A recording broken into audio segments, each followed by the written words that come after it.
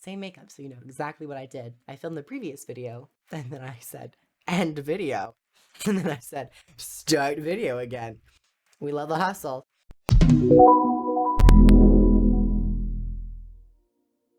So everyone, welcome back. I'm excited that you've returned. If you'd like to go check out the previous video where I went over the Virtuoso trait lines, and I went over everything we know about the Harbinger, click above, or at the very end, when I have the pop-ups. So, thank you, and let's talk about my most favorite elite specialization that they have shown today, this being the Willbender. I'm gonna be fully transparent. I watched the trailer, and I didn't like it.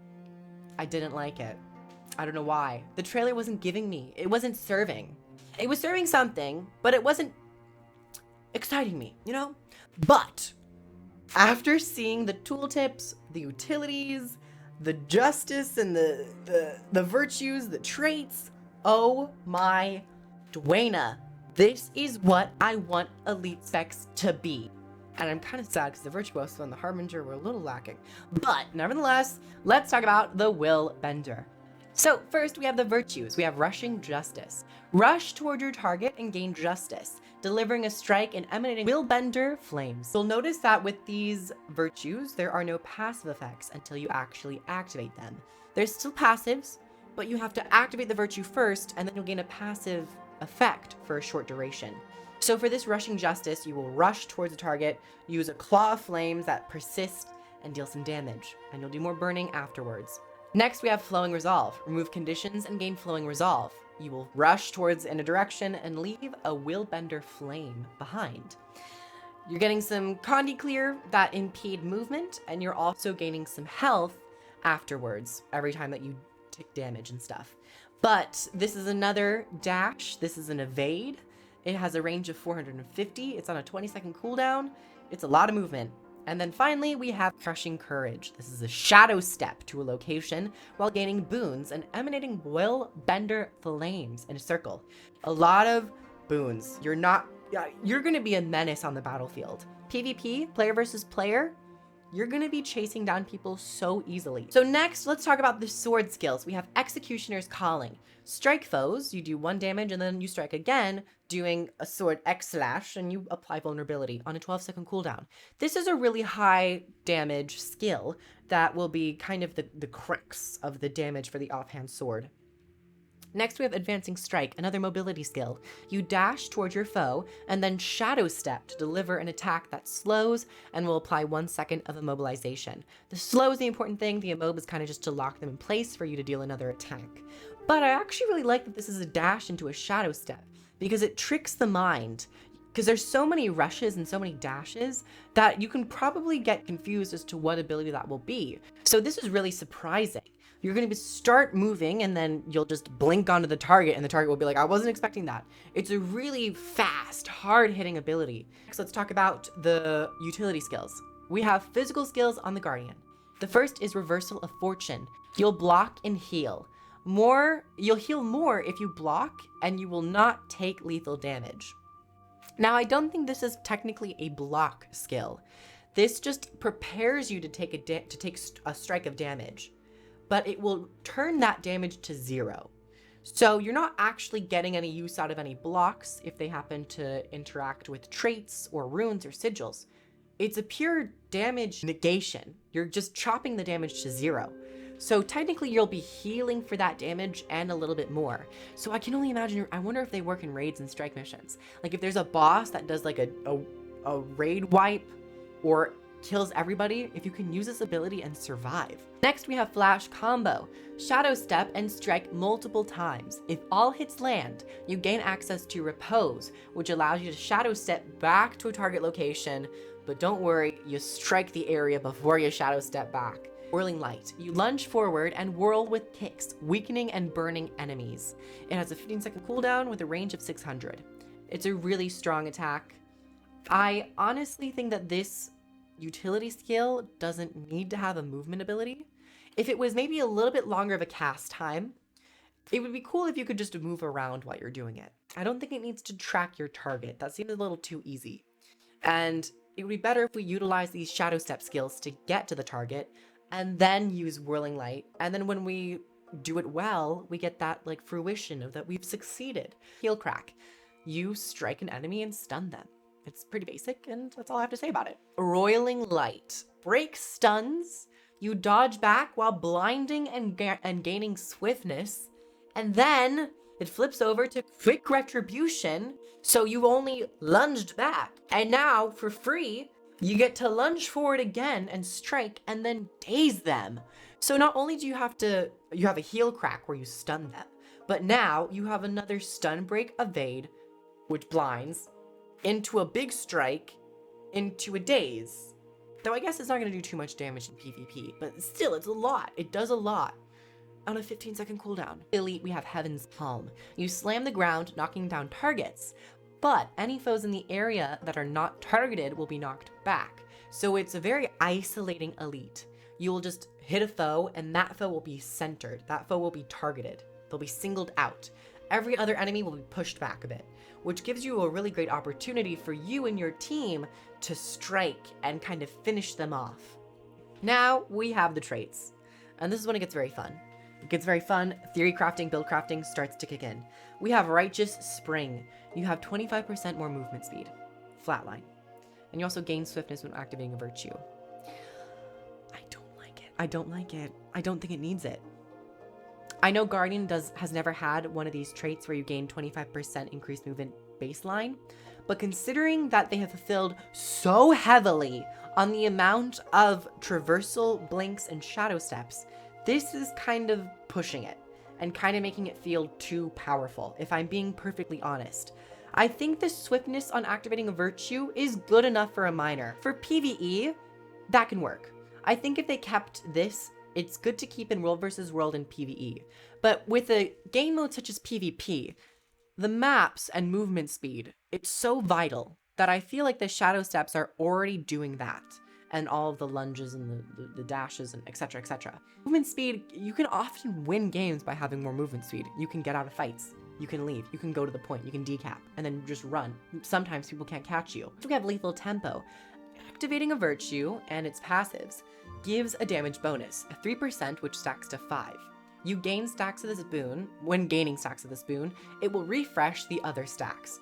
This is the core fundamental trait that gives the Willbender its purpose and damage.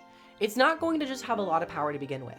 You have to build up these stacks to get power, to get more powerful. It allows a little bit more leeway to reward very well played encounters where you're chaining your abilities, you're chaining your virtues, you're using your passives very well, and you'll get more damage out of it for a short time. Now, if you pace out your virtues, you can prolong that. But if you just want to get a good burst, you use all your virtues, you deal more damage with that, you do your sword skills, your utilities, and you can get a lot of use out of this. So I really, really like this minor. Next, we have the Adepts. So first and foremost, we have Boon Pact. Now, all these have a very similar theme.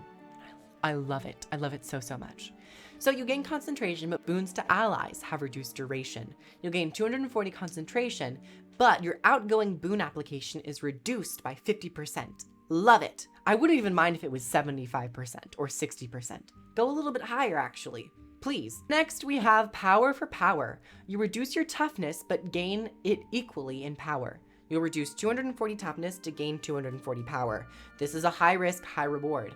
I like it. You're going to be very squishy, so you might want to be building a little bit more toughness, maybe a little bit more vitality, because you're going to get hit a lot. Conceited Curate. Outgoing healing is reduced, but healing power is increased. Now, they were saying that this is a little underpowered, and I have to agree. I really like the idea of it, but it could be a little bit more powerful. If they tune the numbers up to where you have 300 plus healing power, but you have 40% less outgoing healing, I think that could feel a little bit better to the Willbender, just because it's so squishy already, and you could technically be bursted down easily because Guardians already have a low health pool. Now, this could be a better trait to give a little bit more self-sustain, and I think if they just tune the numbers up a little bit, that could work. Or if they put the shadow stepping gives resistance on this trait, but we'll get to that. That's coming up very soon. So next we have the Masters. Restorative Virtues. While a virtue is active, activating another reduces the initial virtue's cooldown time by the remaining duration. So essentially, if you'll use your F1, you'll have your passive effect that has like 6 seconds left. If you use your F2 immediately afterwards, you'll cancel that out. And then that cooldown for the F1 will be reduced by 6 seconds because you're not letting those flames linger. You're going to extinguish them, but by taking this trait, you get really big cooldowns off of your virtues. So if you want to be using your virtues more often, you should be taking this trait. Next, we have Holy Reckoning. Willbender flames, and these are the flames created by your virtues, inflict increased damage and heal when they hit. The damage increases 33%, but the healing is the big part. It does healing when they strike. Bruisery, it allows a little bit more tankiness, a little bit more self-sustain, and of course this doesn't seem to be self-sustain for anybody else. It's just for you. It's self-sustain. No healing for anybody else. It's just yourself. I like it. The damage isn't a star. It could be even 35 or 40%, but you never know. And next we have Vanguard Tactics. Activating Courage grants protection and resolution. Additionally, Shadow Stepping grants resistance. This is the trait where I said the Shadow Stepping grants resistance. If this portion of the trait was actually put onto Conceited Curate, with the outgoing healing is reduced, but the healing power is increased, when they've said that doesn't seem super powerful. If they put this part into that trait, I feel like Conceited Curate would maybe be taken a little bit more often. But nevertheless, this works really well because Shadow Step is a part of the F3. Okay, so you're going to be gaining protection, resolution, and resistance. You're going to be unstoppable. And then finally, we have the Grandmasters. We have Phoenix Protocol. Gain alacrity and regen when resolves affect trigger, but you no longer heal. Instead, you're going to be getting some nice alacrity and regen. It's absolutely wonderful. Resolve has an increased duration by 2 seconds. So you're going to be getting a lot of cooldown time. You're going to be able to use your skills very frequently if you take this trait. And it could be a little insane, not gonna lie. But it's really interesting. The regen is cool because you're no longer getting the heal. So you just wanna get like a smaller heal that will trigger over time. Next, we have Tyrant's Momentum. Lethal Tempo grants increased damage by 5%, but has reduced duration. The Justice duration is increased though. So this is what you want to be using if you want to go into full strike damage mode. If you want to really gain a lot of use out of Tyrant's Momentum, the minor trait that sees you doing more damage when you can get more strikes off, you're now going to be doing 20% more damage, I'm pretty sure. 5%, you can get 5 stacks of this. And so, no, that's even 25%, excuse me, that's 25% more damage. I can't do math. So you're going to be doing a lot more damage if you can maintain your stacks. Once again, you're having a lot of mobility baseline. You can get to the targets, but the way they're balancing this is that you can get to the target, but you have to actually be able to hit them to start doing more damage. You're not just going to get to the target and one-shot them. You have to get the target and start brawling them. And then maybe in certain situations, you can easily assassinate them and be a really strong team fighter. But if you're soloing them, it's going to be a bit of a brawl. Finally, we have Death's Courage. Killing a foe extends the duration of Courage, up to a maximum duration. You cannot go down while Courage is active. Courage no longer grants Aegis, and its initial duration is reduced. So I like that it's no longer allowing Aegis because it makes you a little bit more vulnerable, but you no longer have to fear going down if you pop this. This trait allows you to be a bruiser on point. It allows you to secure stomps because you're still getting stability. And if you keep getting kills, if you stomp someone, you get a kill, which means you extend that duration. So even if you're getting focused, you're not going to die. And you probably have a lot of evades, a lot of ports, a lot of shadow steps, a lot of dashes. You can get out of there if you need to. So this is a really wonderful trait for new players, I would say. This gives you a lot of self-sustain and a lot of protection. But be warned, there's no Aegis, and it's at a reduced duration. It's only 4 seconds instead. But if you keep getting those kills, you can start increasing that duration up to 8 seconds. And I wonder if you can keep farming that even more so. Like you kill one, there doesn't seem to necessarily be an end. The courage will end when you don't kill anybody. So if you get a lot of kills, you won't be able to die, which is insane. It's crazy. I know, it's crazy. Willbender, my, I have been so impressed. I think the philosophical design around this Elite Spec is so strong. I love that with the traits, it takes away things if you want to specialize in that area. That's what I want these Elite Specs to do. That's honestly what I want the core traits to do as well. But we're seeing it now on this Elite Spec. I wish Harbinger had more of that, and I wish Virtuoso had more of that. To where you are specializing in this system. You're specializing into this specialization. Oh, so you're a Willbender. You're gonna have more boon duration on yourself if you want those defensive boons, but you're not gonna be able to give them to other people. Oh, you want more power? Okay, you're gonna get more power, but you're gonna be squishy. Oh, you wanna get a little bit more sustained because you're having some trouble, you're more healing? Cool, you can get more healing, but you're not gonna be able to heal other people. I honestly could see these traits being put on other traits in the core Guardian as well, just to like, you know, at least balance it out for, of course, Firebrand or Dragon Hunter. Or, anyway, but I want to see more of these. I really love it. I genuinely feel super happy with Willbender, and I cannot wait to try it this coming Tuesday. Everyone, the beta for these 3 elite specializations is just around the corner. It's literally Tuesday. It's like 4 days away or something. It's insane. So thank you everyone so much for coming by. I'm an official Arena partner, which means I have links down below if you want to go pre-purchase End of Dragons. Buy the expansions, try the game for free. It really helps me out and I really appreciate it. So thank you guys so much. I also have a Patreon where you guys can gain early access to videos and you can get some exclusive content and an exclusive Discord channel.